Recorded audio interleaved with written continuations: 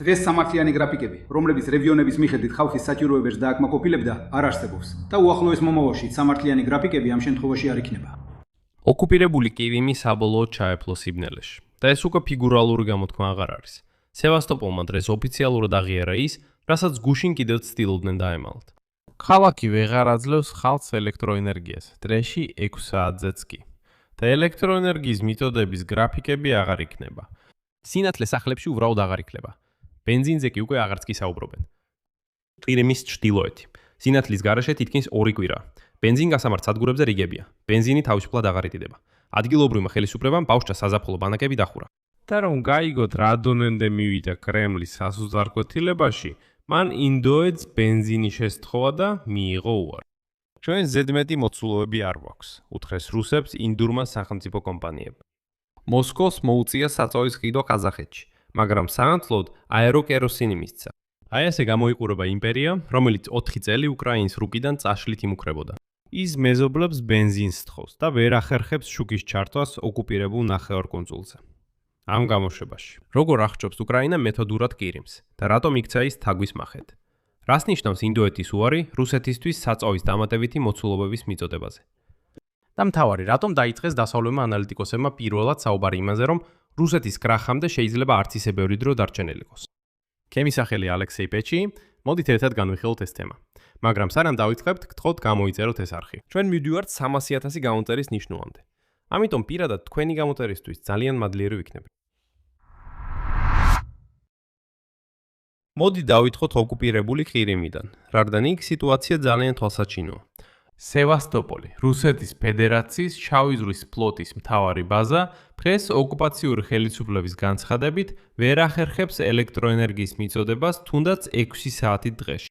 დაფიქრდით იმ ფორმულირებაზე, რომელიც დღეს რუსეთის მიერ დანიშნულმა გუბერნატორმა რაზვაჟავმა გააჟღერა. ეხლა იქნება 2 საათი შუქით, ხოლო 6 საათი უშუქოთ. ანუ გრაფიკი უკვე აღარ არის შუქი გრაფიკით, არამედ ბოდიშით, სიბნელე გრაფიკით. 2 საათი ელექტროენერგია, 6 საათი სიბნელე და ასე მეორდება. მაგრამ ეხლა ვერც ამას ვეღარ გარანტირებ. ოკუპირებული ყირიმის ეგრეთ წოდებულ ხელმძღვანელმა აქსიონოვმა პირდაპირ განაცხადა, რომ არავინ საერთოდ არ იცის, რა იქნება შემდეგ ბენზინისა და ელექტროენერგიის მიწოდებასთან დაკავშირებით. ხოლო ყირიმელებს, რომლებიც რაიმე გრაფიკს ითხოვენ, მან უპასუხა, რომ ახლა საერთოდ არანაირი გრაფიკი არ იქნება. აღარ იქნება, მორჩა. არავინ იცის რა ქნას ამ ყველაფერთან დაკავშირებით. არ ვჯერათ? მოусმინეთ აქსიონოვს. ესე იგი, საწოლთან დაკავშირებით. ესე იგი, ბენზინის გარანტირებული გაფიდვა გასთამართ სადგურებზე სამსუხაროდ ყოველდღიურად არ იქნება. ანუ ჯერჯერობით ზუსტი გრაფიკებით ჩამოყალიბება არ შეგვიძლია. ამიტომ დაძაბულობა კიდევ ვაკეონი დროით შენ არ ჩუნდება. რაც შეეხება ელექტროენერგიას, გრაფიკის ჩამოყალიბება, რომელიც ელექტროენერგიას თანაბრად გაანათილებდა კირიმის რესპუბლიკის ტერიტორიაზე, დღეს შეუძლებელია. როგორც უკვე ვხვი კრიზისული სიტუაციის დასრულებისა და იმ მიზნების მიღწევის შემდეგ, რომლებიც სახელმწიფო სტანდარტებმა დააკენა, სრულად აუხსნი ყველაფერს. ახლათი უშუალოდ სიტუაციაზე. აგიხსნით მიზეს შედეგობრივ კავშირსა და გადაწყვეტილების მიღებას. ამიტომ დღეს სამართლიანი გრაფიკები, რომლებიც რეგიონების მიხედვით ადამიანების საჭიროებებს დააკმაყოფილებდა, არ არსებობს. და უახლოეს მომავალშიც ასეთ სამართლიანი გრაფიკები არ იქნება. მასშტაბების გასაგებად, ეს ყველაფერი ერთჯერადი ხარვეზი არ არის ერთი შეტევის შემდეგ. არა, ყირიმში ელექტროენერგიის მიწოდების შეფერხების სისტემურად გრძელდება. 21 იმისიდან, როდესაც უკრაინულმა უპილოტოებმა მასიურად დაარტყეს კერჩს. ნახევარკუნძულის ჩრდილოეთი, რუსული წყაროების მიხედვით, უკვე თითქმის 2 კვირა ელექტროენერგიის გარეშეა. სამხრეთ სამეფიროზე, იალტაში, გააუქმეს თუნდაც მსუბუქი გრაფიკი. 3 საათი ჩართული, 3 საათი გამორთული, ელექტროენერგიის ლიმიტი იმდენად შეამცირეს, რომ ვერც ამას ასრულებ. ანუ საერთოდ არ არსებობს არანაირი გრაფიკი. პარალელურად საწოვის კრიზისია. ბენზინი თავისუფალ გატვირთვაში არ არის. ხალხი ღამეებს ატარებს რიგებში ბენზინგასამართ სადგურებზე და იმარაგებს ხანგრძლივ შენახვის პროდუქტებს, თითქოს ალყის წინ. სინამდვილეში ეს სწორედ ალყაა. უბრალოდ დრონების მიერ მოწყობილი. რატომ ხდება ეს და რატომ სწორედ ეხლა? იმიტომ რომ უკრაინამ შეცვალა თავად სტრატეგია ყირიმთან და ზოგადად ომის წარმოებასთან დაკავშირებით. The Economist აღნიშნავს, რომ ბოლო თვეები ყველაზე ინტენსიური იყო მთელი ომის განმავლობაში. 2022 წლიდან ყირიმზე განხორციელებული თითქმის 700 უკრაინული შეტევიდან მათი ნახევარზე მეტი მხოლოდ გასულ წელს განხორციელდა. და ეხლა ისინი უთხრამენ არ მხოლოდ სამხედრო ობიექტებს, არამედ მიზანმიმართულ ლოგისტიკას, საავტომობილო, სარკინიგზო და საზღვაო მარშრუტებს. ამ სტრატეგიის არსს დასავლური მედია ორი ტევადი მეტაფორით აღწერს. მაგალითად The Telegraph კლირიმს რუსეთის აქილევსის ქუსლად მოიხსენიებს. ხო, New York Times კიდევ უფრო ზუსტად განსაზღვრავს და წერს, რომ ეს ციტატა გიგანტური ლოგისტიკური თაგვის მახია. ლოგიკა მარტივია და ამავე დროს მომაკვდინებელი. შავი ზღვის ფლოტი, რომელიც ჩვეულებრივ სევასტოპოლში იყო ბაზირებული, საფრთხის გამო დიდი ხანია იძულებული გახდა უფრო შორეულ პორტებში გაქცეულიყო რუსეთის ტერიტორიაზე. 13 ივლისს რუსეთმა სრულად შეაჩერა ნავიგაცია აზოვის ზღვაში. ეს სასიცოცხლოდ მნიშვნელოვანი გზაა, რომლითაც გადის რუსეთის მარცვლეულის ექსპორტის მეოთხედი. იმიტომ რომ იქ 10 დღის განმავლობაში 116 გემსა და ტანკერს თავს დაესხნენ. რუსეთი ჯარებს ყირიმში ჯერ კიდევ აქვთ საწოვისა და სურსათის მარაგები, მაგრამ მათი შევსება ახლა უფრო რთული იქნება. ისინი შეივსება ნელა, ბრძოლით, ხოლო მშვიდობიანი მოსახლეობა უკვე გადადის გადარჩენის რეჟიმზე. და აი ციფრი, რომელიც ყველაფერს როგორც ითქვენ აერთიანებს, უკრაინის უპილოტო სისტემების ძალების სარდლობამ განაცხადა, რომ 10 დღეში ჩვენ დავაზიანეთ 157 რუსეთთან დაკავშირებული გემი. ფაქტობრივად დავხურეთ აზოვის ზღვა და გავაძლიერეთ ყირიმის ნახევარკუნძულის ბლოკადა. 157 გემი 10 დღეში და მათი ნაწილი უკვე შავ ზღვაშია, არა მხოლოდ აზოვის ზღვაში. ეს ნიშნავს, რომ რუსული ინფრასტრუქტურისთვის უსაფრთხო რეგიონები აღარ დარჩა. ეხლა კი დღევანდელი სენსაციის მეორე ნახევარი, რომელიც აჩვენებს რა დონემდე დამცირდა ენერგეტიკული ზესახელმწიფო სახელად რუსეთი, რომელიც მთელი ცხოვრება თავად ყიდდა ნავთობსა და ნავთობპროდუქტებს ექსპორტზე. ეხლა კი მეზობლებთან დარბის და ერთი წვეთი ბენზინს მაინც ეხვეწება. და როგორც იტყვიან, უარს ირებს. აქ ძალიან საინტერესო ამბები გავრცელდა იმის შესახებ, თუ როგორ გაუშვა ინდეთმაც კი ეს დაუბანელი გაველურებული რუსების შორს. Reuters იუთხება, რომ ინდოეთის სამმა ერთდროულად სამმა სახელმწიფო ნავთობკომპანიამ, რომლებსაც რუსეთმა ბენზინის მიწოდების გაზრდა სთხოვა, უპასუხა, რომ ექსპორტისთვის ზედმეტი მოცულობა არ აქვთ და ურჩევნიათ ბენზინი დასავლეთში გაბიდან. საუბარია უმსხვილეს კომპანიებზე, სახელად Indian Oil, Bharat Petroleum და Hindustan Petroleum. მათგან მიწოდების გაზრდას ორი რუსული კომპანია ითხოვდა. ესენია Rosneft და Gazprom Neft. და ბედის ირონია იმაშია, რომ ეს სამი ქარხანა სწორედ რუსულ ნავთობს ამუშავებს, რომელსაც ფასდაკლებით ყიდულობენ, ხოლო თავად საწავს უკვე დასავლეთში ზედმეტი ფასით ფივია. და როცა რუსებმა სთხოვეს, რომ გაზრდილიყო ბენზინის მიწოდება მათთვის, რომელიც მათივე რუსული ნავთობისგან მზადდება, ინდეთმა უპასუხა ციტატა. ზედმეტი მოცულობა არ გვაქვს. უბრალოდ რო თქვათ, მათ უთხრეს, წადით აქედან, ჩვენ ვაჭრობთ, აქ ბიზნესი გვაქვს, თქვენ კი მოხვედით და ბენზინს გთხოვთ. რამდენი შეგვეძლო გავყიდეთ და მოსჭა ნახვამდის. და რუსეთის სირცხulis მასშტაბი ციფრებში ჩანს. ეს ძალიან მნიშვნელოვანი.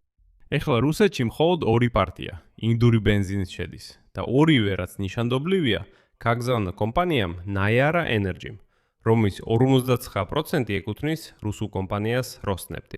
ანუ, ფაქტობრივად, რუსეთი საწოლს ყიდულობს ინდოეთში საკუთარი შვილობილი კომპანიისგან. საერთო ჯამში ინდია ჯერჯერობით დათანხმდა რუსეთს მისცეს ნაკლები ვიდრე 100,000 ტონა ბენზინი. ეხლა კი შეადარეთ ეს რუსულ ბაზარზე არსებულ დეფიციტს. Energy Intelligence-ის შეფასებით, ნავთობპროდუქტების დეფიციტი რუსეთში უკვე თვეში 600,000 ტონას აღწევს. ანუ 100,000 ტონა 600,000-ის დეფიციტის წინააღმდეგ. ეს დაახლოებით ისეა, როგორც ხანძრის ჩაქრობა ჭიქიდან წყლით. ინდოეთიდან შემოტანილი ეს მოცულობები საერთოდ არ არის საკმარისი, რომ ამ მასშტაბურ პრობლემას გაუმკლავდეს. და აი ამ აბსურდის საბოლოო შტრიხი ასე ჟღერს. როდესაც ინდოეთიდან საჭირო რაოდენობით ამატებითი მოცულობები ვერ მიიღო, რუსეთმა დაიწყო საწოვის პიდვა ყაზახეთიდან, მაგრამ ყაზახეთი ცულელი არ არის. ისინი ამბობენ, მზადოთ, გავპირდოთ, მაგრამ ბარტერის პრინციპით. სანაცვლოდ უფრო ძვირავია კეროსინს ვითხოვთ. ანუ ქვეყანა, რომელიც ნავთობპროდუქტებს მთელ მსოფლიოში ექსპორტირებდა, ახლა საწოვის ერთ სახეობას მეორეზე ცვლის ყოფილ საკავშირო რესპუბლიკასთან. უბრალოდ რომ შიდა ბაზარზე პრობლემები გადაფაროს. რაშ, ველოდებით კრიზის ავიაციის სფეროში. იმიტომ რომ ავიაკეროსინით თავად რუსეთს არ ყოფნის. მაგრამ როგორც ჩანს, არჩევანს გაკეთება უწევთ. ან დაიფრინო, ან ბენზინი მიიღო, რომ მინიმუმ მოსავალი მოიმკა მინდვრებიდან. ნატომ წარმოიშვა ეს საწოვის კრიზისი რუსეთში, ჩვენ უკვე არაერთხელ განვიხილეთ, მაგრამ მოკლედ შეგახსენებთ, რომ სურათი სრულად იყოს. უკრაინული შორმანძილზე განხორციელებულმა დარტყმებმა რუსული ნავთობგადამამუშავებელი ქარხნების დიდი ნაწილი წყობრიდან გამოიყვანა და შეფასებებით. რადგან სიმძლავრეების დაახლოებით 9 დარტყმების ქვეშ მოექცა ნავთობგადამუშავება 2005 წლის დონეზე დაბრუნდა. ქარხნები იწვის ბენზინის საჭირო რაოდენობით აღარ იწარმოება. აქედან გამომდინარე დაწესდა ბენზინის, კეროსინის და თუნდაც დიზელის ექსპორტის აკრძალვა. ბენზინგასამართ სადგურებზე რიგები უკვე ალტაიამდეც კი აღწევს. და აი ეს სიფცხვლიანი შესყიდვები ინდიისა და ყაზახეთისგან. აქ გამოცემა Axios საინტერესო დეტალს ამატებს. დარტყმის ქვეშ უკვე დიზელიც ხდება. და ეს არის როგორც არმიის, ისე სოფლის მეურნეობის მთავარი საყრდენი. დიზელი არის საწვავი სამხედრო ტექნიკისთვის, მომარაგების სატვირთოებისთვის, კომბაინებისთვის, მოსავლის აღების პიკში. როცა დიზელის მომარაგება იწყებს ღევას, ეს უკვე კომფორტს აღარ ურტომს. ჩვეულებრივი მოქალაქეების კომფორტს, არა ავტომობილისტების კომფორტს. არამედ არმიის საბრძოლო უნარსა და სოფლის მეურნეობის შესაძლებლობას მოსავალი აიღოს და ქვეყანა გამოკვებოს. და ეს ალბათ ყველაზე მნიშვნელოვანი შედეგია. და უკვე რუსეთმა დაიწყო ძიება გარე ბაზარზე, ვისგან იყიდოს არა მხოლოდ ბენზინი, არამედ დიზელის საწვავიც. დარწმუნებული ვარ, რომ ავიაკეროსინს მალე არ მისცემენ მხოლოდ ყაზახეთს კი არა, სხვა ქვეყნებსაც. და რომ გაცვალონ ის მაინც დიზელზე. კიდევ ერთხელ, აქ უკვე საკითხი იმაშია, რომ ფრენა აუცილებელი არ არის, აქ მაინც მიწაზე გადარჩენა ამთავარი. და ეხლა მთავარი დასკვნა. დასავლელი ანალიტიკოსები, რომლებიც ჩვეულებრივ ფრთხილები არიან პროგნოზებში, პირველად ღიად ალაპარაკდნენ რუსეთის შესაძლო კრახზე. The Telegraph დღეს პირდაპირ წერს. ომის სწრაფად აცლის რესურსებს რუსეთს და კრახამდე შეიძლება არც ისე შორს იყოს. მათ შეფასებით უკრაინის ბოლო დარტყმები ენერგეტიკულ ინფრასტრუქტურაზე შეიძლება მთელი ომის გარდამტეხი მომენტი გახდეს. რუსეთი სწრაფად კარგავს უპირატესობას ენერგეტიკის სფეროში. მისი ეკონომიკური და სამხედრო პრობლემები კიდევ უფრო მძიმდება. და შემდეგ ციტატა. თვით მოსკოვშიც კი გამორიცხავენ ეკონომიკურ კრახს უახლოეს თვეებში. უკვე ახლა ბენზინი რუსეთის ყველა რეგიონიდან მოჰყავთ მოსკოვში. მაგრამ ესეც კი არ ეხმარება. რატომ მუშაობს ეს სწორედ ახლა? ამას იგივე ანალიზი ხსნის. შეიქმნა უნიკალური კავშირი. ევროპულმა ქვეყნებმა დააფინანსეს უკრაინის შორი მოქმედების დრონების განვითარება. ამერიკის შეერთებული შტატები მიუხედავად იმისა, რომ შეწყვიტეს პირდაპირი სამხედრო დახმარება, მაინც აგრძელებენ დაზორვითი მონაცემების მიწოდებას ზუსტი დარტყმებისთვის. ხოლო უკრაინამ დაამყარა საკუთარი წარმოება, მათ შორის ახალი ფრთოსანი რაკეტა Flamingo. ევროპული ფული პლუს ამერიკული დაზვერვა პლუს უკრაინული წარმოება. აი ეს არის ფორმულა, რომელმაც უკრაინას მისცა საშუალება მიეღწია რუსეთის ეკონომიკის გულამდე. და ეხლა ასე აყალიბებს ამას The Telegraph. რუსეთს აღარ აქვს უსაფრთხო ზურგი. მანძილი აღარ წარმოადგენს დაცვას. მოდით შევაჯამოთ. დღევანდელი დღე არის კონცენტრირებული პორტრეტი იმისა, რაც რუსეთში ხდება. ყირიმი, როგორც მას უწოდებდნენ, პუტინის იმპერიის მარგალიტი, სიბნელეშია ბენზინის გარეშე დახურული საბავშვო ბანაკებით და უზარმაზარი რიგებით ბენზინგასამართ სადგურებზე.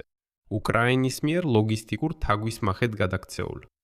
ხოლო თავად რუსეთი, აი ეს ენერგეტიკული ზესახელმწიფო, როგორ ითხოვს სახელმწიფო დაამცირებლად ბენზინს ინდიისგან, იღებს უარს და შემდეგ მიდის ყაზახეთში ავიაკეროსინის ჩვეულებრივ ბენზინზე გასაცვლად. ეს ერთი და იმავე დაავადების ორი სიმპტომია. უკრაინის დარტყმები ნავთობგადამამუშავებელ ქარხნებზე და ტირიმის ლოგისტიკაზე ცაცალკე, იცით ლამაზი ვიდეო არ არის, სადაც ქარხნები იწვის. არა, ეს არის სისტემა, რომელიც ერთდროულად ორ მთავარ არხს უკეტავს რუსეთის ეკონომიკას. შიგნით საწვავის წარმოებას ანადგურებს და კეტავს შესაძლებლობას საწვავი ოკუპირებულ ტერიტორიებზე მიიტანოს. და პირველად ომის განმავლობაში სერიოზული დასავლური გამოცემები წერენ არა იმაზე, რომ რუსეთი ზეწოლის ქვეშაა თითქოს უბრალოდ. არა, არამედ წერენ იმაზე, რომ რუსეთის კრახი შეიძლება არც ისე შორს იყოს. მაგრამ ამ შენიშვნის გარეშე არ შეიძლება. ისევ იგივე ტელეგრაფი მაინც პატიოს და დაფრთხილებს, რომ უკრაინამ შეიძლება მალე ეს უპირატესობა დაკარგოს. შესაძლებლობების ფანჯარა მარადიული არ არის. რუსეთს აქვს რეზერვები და რაც მთავარია, აქვს დრო ადაპტაციისთვის. ასე რომ, საკითხი არ არის იმაში, სტკივა თუ არა ახლა კრემლს. კი, სტკივა, 100%-ით. ეს ჩანს ბნელ სევასტოპოლში და ინდოეთთან უარებით. საკითხი იმაშია, მოასწრებს თუ არა უკრაინა ამ ზეწოლის რეალურ გარდატეხად გარდაქმნას, სანამ შესაძლებლობების ფანჯარა ღია. აქ წერტილებს დავაყენებ. თქვენი აზრი და დასმები დაწერეთ კომენტარებში ამ გამოშვების ქვეშ. გამოიწერეთ არხი და დააწექით ზარზე. თუ გსურთ ამ YouTube არხის მუშაობის მხარდაჭერა, შეგიძლიათ ნებისმიერი დონატით დაეხმაროთ ბულებზე და ვიზიტებით, რომლებიც მითითებულია ამ ვიდეოს აღწერაში. ამით დასრულდა. იზრუნეთ საკუთარ თავზე. ყველას ნახვამდის.